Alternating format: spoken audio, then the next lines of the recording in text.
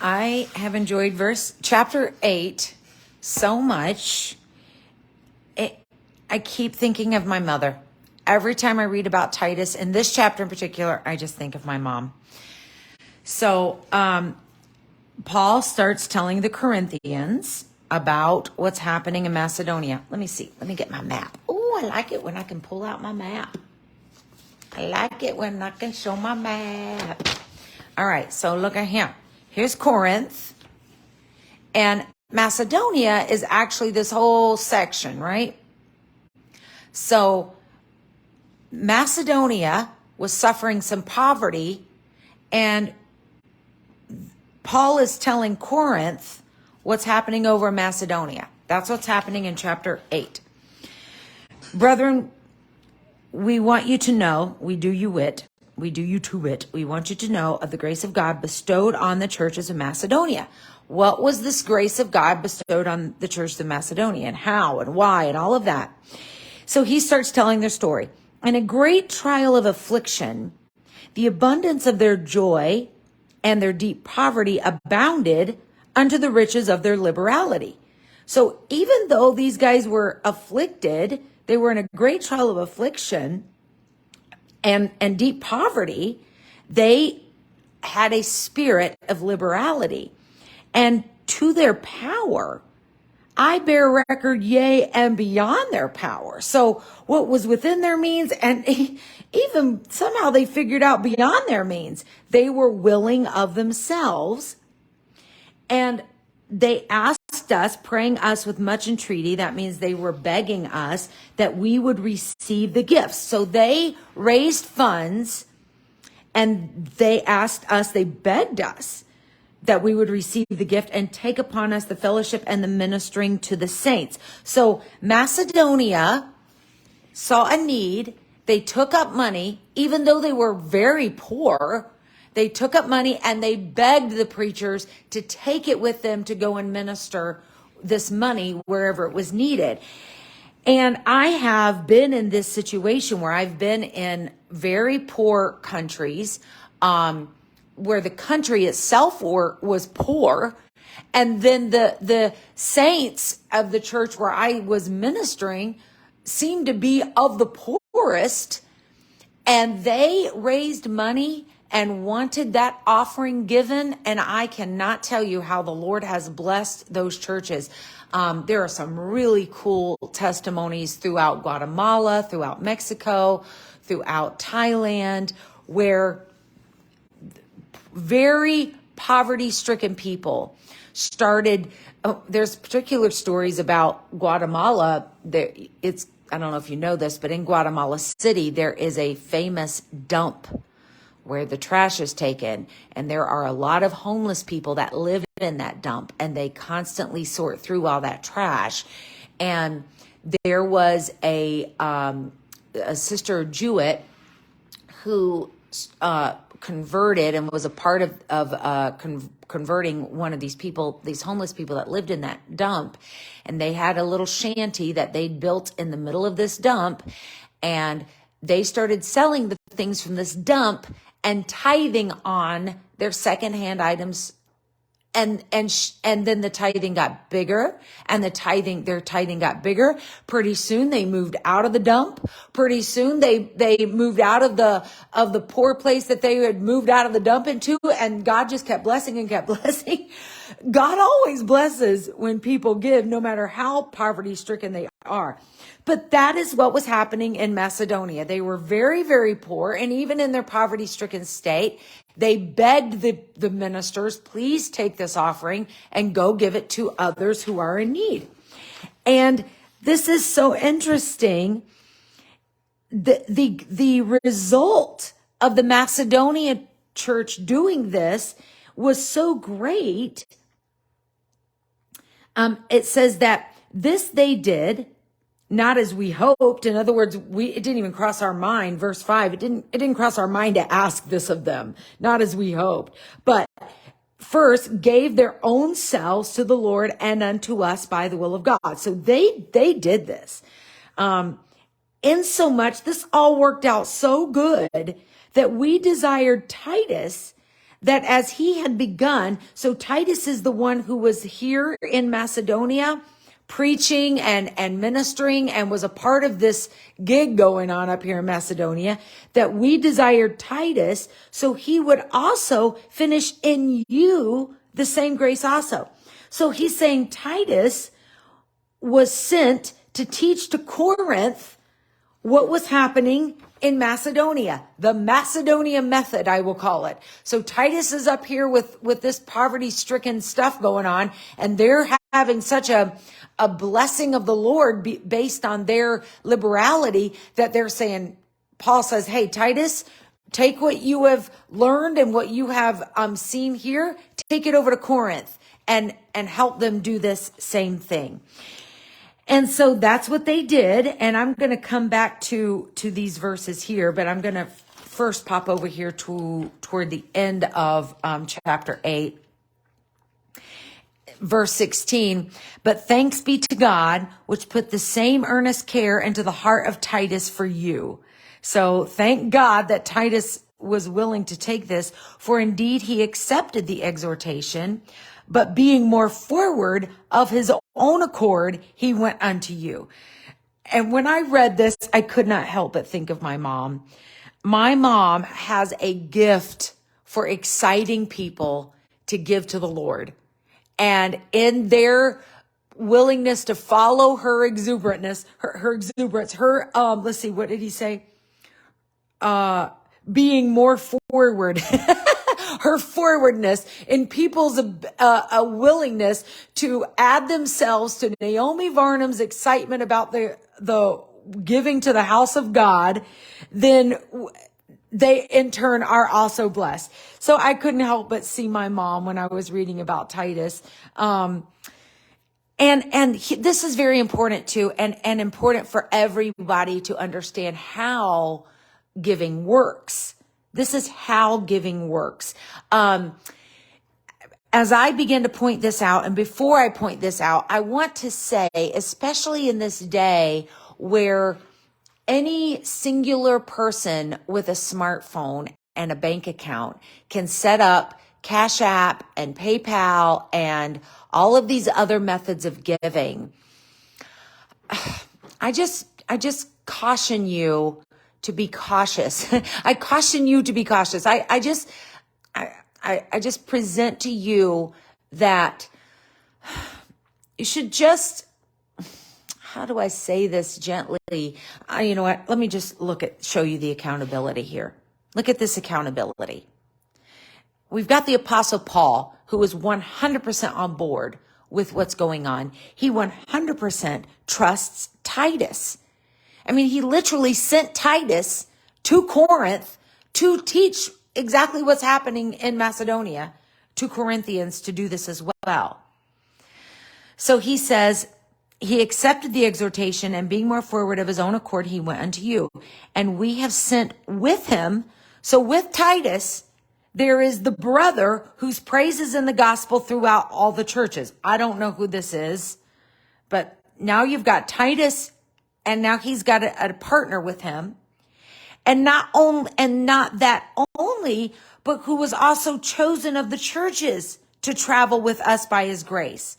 So we've got people chosen of the churches to go. Now, I'm not sure if this is someone separate than the brother, or if he's saying the brother was chosen of the churches. So I'm not positive if this is just Titus and this brother, or if there are also more going. But there definitely is more than two people. And we know that because it says, and we have sent with them our brother, whom we have oftentimes proved diligent in many things. Okay, so now, first of all, there's this at least third party, if not more than third party. So why do we have this lineup of people with this?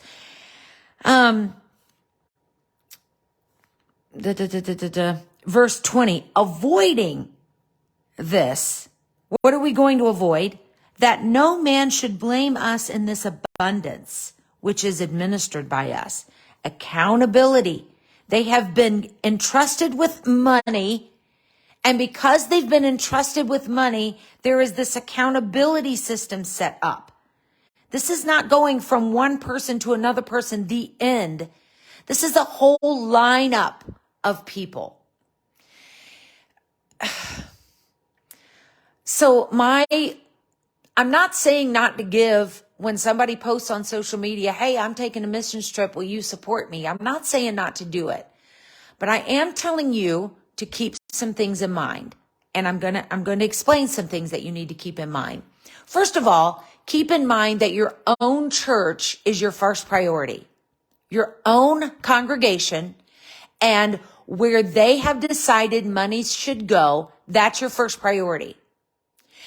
And so if you've only got $20 and you're like, oh, hey, I've got this extra $20. I didn't budget somewhere. I can give that to this person who's asking for help on their missions trip.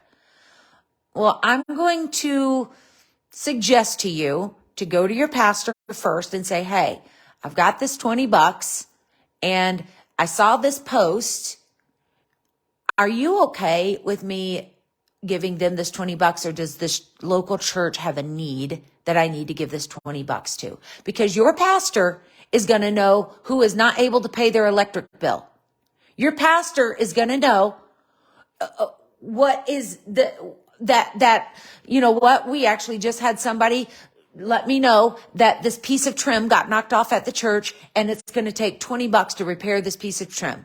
Your pastor is going to know details you don't know about. So go to him and ask. Secondly, oh goodness, just be cautious. Just be cautious. I'm going to leave it at that. And I'm going to present to you this whole accountability system that is set up right here. I'm also going to tell you that, no, I'm just going to leave it at that. I'm going to leave it at that. Okay. So I loved reading this chapter so much today. I loved learning this accountability stuff. I loved seeing my mom in this chapter. That was a lot of fun.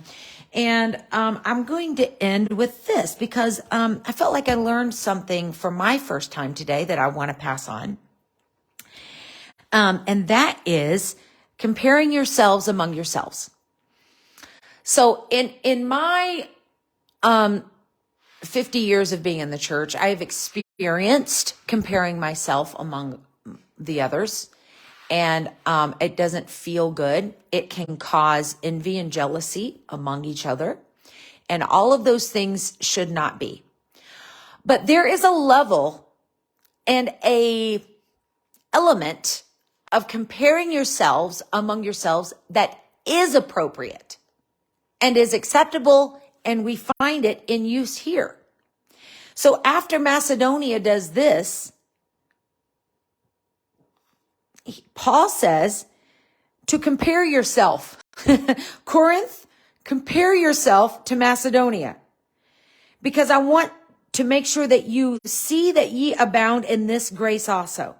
The same level of grace that Macedonia is doing, you need to look at yourself and make sure that you are comparing yourself and doing this thing also. He's saying, I speak not by commandment, but by occasion of the forwardness of others. The fact that these people are doing this tells me that this can be done and should be done. By occasion of the forwardness of others, and to prove the sincerity of your love. I'm able to look at Macedonia and see what they are doing, and I'm able to look at you and see what you are doing, and in this situation, compare yourself and rise to the occasion. Rise to the occasion. Now, therefore, perform the doing of it, that as there was a readiness to will, talking about Macedonia, the way that there was a readiness to will, so that there may be a performance also out of that which ye have. Because Macedonia's done it, you should be doing it as well. If they can, you can. If they did, you should do. So one of the line upon line, precept upon precepts that we can that we can knit all of this together with is in Hebrews chapter 10, verse 24. It says, provoke one another to love and to good works. Provoke means to stir up one another. Provoke, poke them, prod them. Provoke one another to good works. That's what we see happening in 2 Corinthians chapter 8. Macedonia is showing this love and good works. Now, Corinth, you need to show this love and good works. So this sets a precedent for us to know that if Macedonia's church and if Corinth's church did this, we should also be doing this. We should provoke one another to good works. Here's another thing. Now, here's the part I learned today. 2 Corinthians 10:12. So we're actually going to get here on the 26th. But here's where I always said, it says, we dare not make ourselves of the number or compare ourselves with some that commend themselves. Comparing themselves among themselves are not wise. So this is where I've always based this idea that it's not good to compare yourselves among yourselves. It's from this verse right here. And when it comes to feeling envious or jealous or feeling those bad things that can cause bitterness, then you don't need to compare yourselves among yourselves. That's not appropriate. But when it comes to doing this, seeing that they're doing something good and you feel bad because you're not doing something good, and the way you handle that conviction is by saying, oh, well, I can't compare myself among themselves. Let them be them and I'll be me. That's actually incorrect. If someone is excelling in a way, maybe it's faith, maybe it's soul winning, maybe it's giving in the offering, and you are feeling guilty, or instead of using the word guilty, I'm going to say conviction, that they are doing it and you are not. Instead of soothing that conviction and callousing up yourselves and not being prompted to be a more excellent version of yourself, if what you do is say, well, we shouldn't be comparing ourselves among ourselves. If that's how you're doing, which by the way, that's what I've always done. If that's what you're doing, then I've learned today we need to cease and desist. And we need to say, nope, if they can, I can. And we need to rise to the occasion. Now, I'm going to go ahead and skip ahead and teach what chapter 10 is saying. For we dare not make ourselves of the number or compare ourselves with some that commend themselves. Okay. Commend means to set apart from the others. Now, if you see all these other markings, you may recognize that even though we are not in chapter 10, because this is April 26th here, even though we're not in chapter 10, I've done a lot of study here. And this study is where we were talking in an earlier chapter about Paul having the right to be an apostle, to say he is the Father, and therefore have an authority in their lives. That's what this is talking about, having authority. And Paul was saying there are people who are removing themselves from my authority.